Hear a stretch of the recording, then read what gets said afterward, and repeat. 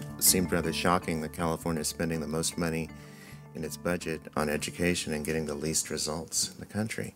Why do we have a dropout rate in California that is approaching 30%? It is just mind-boggling to me. We're third lowest in reading, second lowest in science, and seventh in math. That's abysmal. I mean, we're supposed to be the leader of this nation, if you will. You know, short of burning down all the schools and starting over, you don't get more money out of us. You just don't. $10,000 times 20 kids, that's $200K. I don't see $200K in my classroom. Some students obviously are going to need more money, but is it a case of taking money away from the good students? Why should the good students be penalized? What kind of systems will be fair? We felt that the state will give baseline funding for each student plus additional amounts for each disadvantaged student. One problem we had was how do you define a disadvantaged student? Poverty absolutely is directly related to your education. The high level of kids that aren't speaking English, and that really puts a burden on the whole system, and I think, you know, they should separate out those kids to give them more help. Each person in the school having a say about how it's run is more appropriate than having the state run the school, and they're so far removed from the needs of the community that they can't do an effective job. More flexibility or more accountability at the local level would be a good thing. That the pride of ownership that comes with a local community school, the programs that could be put together that involve the community would really go a long way towards getting more involvement. The state should determine the standards and set the standards of success. The district should determine the resources and tools to accomplish that. I think we were trying to say to give the local school districts more autonomy to decide curriculums, but with sets, you know, with strict standards around that to guide them.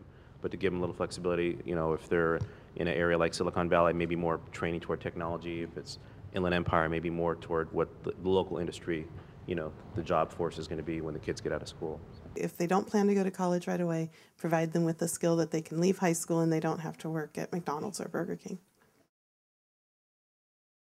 It's just remarkable to me that the people that are shaping the minds for the next generation are earning what a starting salary is in the private sector. I remember when I was in high school and we have like 45 kids in the class, and if you're not in the front row, you don't really participate, and it's kind of hard to deal with 45 kids in 45 minutes. So I think smaller classes for more attention on the learning. That person who's asked to do the more difficult job in the least socially desirable school should maybe get a bonus or be paid a better rate, a better scale, combat pay, if you will. We should give the teachers in the local schools more autonomy to do what they need to do to help their students in their community, because they are the ones who live and work with them and know their needs. Tenure, I don't know whether it serves a useful purpose in the education process. Teachers should be paid by performance, but my only objection is who decides the performance level. I don't think test scores should be the end-all to teacher assessment. I think it needs to be made up of several components.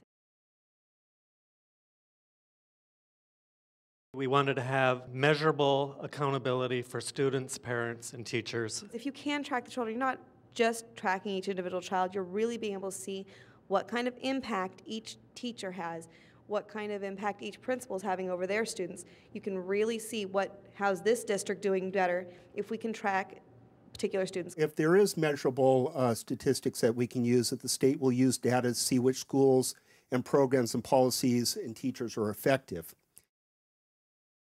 There are plenty of tax dollars out there that are being misallocated, misused, misappropriated. Why aren't we cleaning that up? And if California is spending $10,000 per student, but Massachusetts is spending $30,000 per student, or Japan is spending $50,000 per student, then as someone over here said, if we want gourmet, but we're only paying McDonald's prices, we're simply not going to get what we want. We're going to have to raise taxes. It's just a reality. If you continue to want to have a state that has these great schools and great universities and great things, where's the money going to come from? Because we're exhausted. I use the analogy of would you rather have a stroke or a heart attack? You know, how do you want to pay for this? Sales tax was one that I agreed to. And I also just want to toss my hat in that when we were talking about this and we all said yes, I said, well, I might not have felt this way 5 hours ago. We've heard a lot of information this morning that helped me understand what kind of a predicament the California school system is in. So maybe educating the public would help. I think the most important thing I learned today was how low we were on the scorecard. Like the first thing I saw, I was like, oh my God, I got to move to Massachusetts.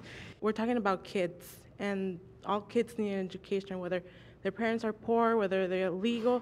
If they need help, they need help. I learned two things. One, actually how much I care, and two, that I actually care enough that I'm willing to pay more taxes. My biggest surprise was that anybody reached any form of consensus.